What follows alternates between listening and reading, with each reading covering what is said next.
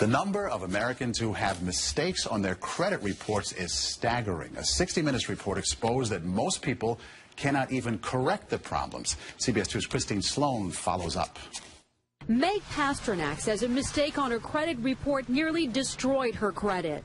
We had to present so much documentation to say this wasn't ours, and then we still had to pay something to get rid of it. Pasternak says it took months to resolve the problem. You feel kind of helpless because they got you under the gun if you need to get a new car or a house or for anything. Pasternak is not alone in her frustration. A new government study finds up to 40 million Americans have mistakes on their credit reports. But an investigation by Steve Croft on 60 Minutes finds most people get nowhere trying to correct an error. Ohio's Attorney General tells Croft that is a clear violation of a federal law. The federal law says that if you believe that there is a mistake, you can go to them and they have an obligation to do a reasonable investigation.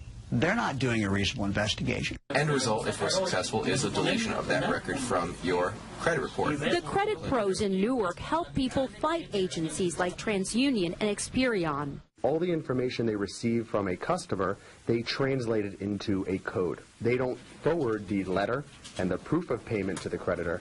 They just forward the 3-digit code. So the best way to protect yourself? Go directly to the creditor rather than going to the credit bureau themselves. Another good habit to get into, check your credit report periodically to make sure there are no changes.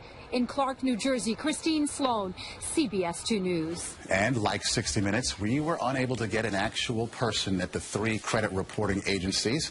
60 Minutes was referred to the spokesperson for the agencies, who provided a statement citing an industry-sponsored survey that showed 95